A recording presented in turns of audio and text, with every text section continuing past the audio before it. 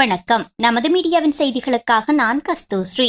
20 ஆண்டுகளுக்கு முன் 2001 ஜனவரி மாதம் 4 இந்திய விமான தயாரிப்பு நிறுவனம் HALஇன் விமான தளத்திற்கு காலை 5:30 மணிக்கு பொறியியலாளர்களும் தொழில்நுட்ப வல்லுநர்களும் வழமைக்கு மாறாக அதிக எண்ணிக்கையில் வந்து சேர்ந்தார்கள். அனைவரது முகங்களிலும் பரபரப்பு தெரிந்தது. அதற்கு முக்கிய காரணம், அன்று இந்திய தயாரிப்பு தேஜஸ் விமானத்தின் TD-1 எனப்படும் தொழில்நுட்ப திறன் அறிதல் இலக்கம் ஒன்று பறத்தல் நடைபெறவிருந்தது. அதை எளிமையாக சொல்வதென்றால், இந்திய தயாரிப்பு தேஜஸ் விமானம் தனது முதலாவது பறத்தலை செய்ய போகிறது. அதற்கு முதல் தேஜஸ் விமானத்தில் சில சோதனைகள் செய்யப்பட்டிருந்தாலும் அன்றைய சோதனைதான் அந்த விமானம் பறப்பதற்கு தகுதியானதா என முடிவு செய்வதற்கான சோதனை. விமானத்தின் ஆரம்பகட்ட நடைமுறைகள் அனைத்தும் காலை 6:30 மணிக்கு முடிவடைந்து விட்டன. காலை 8 மணிக்கு இந்திய விமானப்படையின் மிராஜ் 2000 விமானங்களை செலுத்தும் 2 விமானிகள் வந்து சேர்ந்தார்கள்.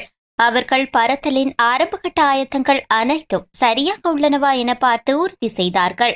காலை 9:45 மணிக்கு அந்த முதலாவது பறத்தலை செய்ய போகும் விமானி இந்திய விமானப்படையின் விங் கமாண்டர் ராஜீவ் கோத்தியால் தேஜஸின் TD-1 விமானத்தின் காக்பிட்டில் பறப்பதற்கு தயாராக தரை கட்டுப்பாட்டு மையத்தின் அனுமதிக்காக காத்திருந்தார்.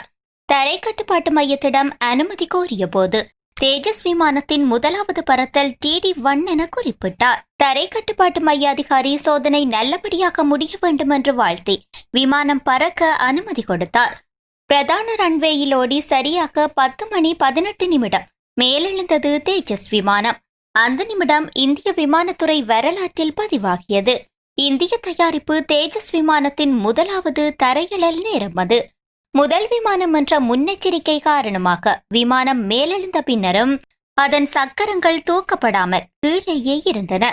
சரியாக 18 நிமிடங்கள் தரைக்கு மேல் சுற்றிய விமானம் காலை 10:36 மணிக்கு மீண்டும் ரன்வேயை தொட்டது. 2001 ஜனவரி மாதம் 4 அந்த முதலாவது பறத்தல் நடந்து இன்றுடன் 20 ஆண்டுகள் ஆகின்றன. இந்த 20 ஆண்டுகளில் தேஜஸ் விமானங்கள் எந்தவித விபத்தும் இல்லாமல் 5000 சோதனை பறத்தல்களை செய்து முடித்துள்ளன.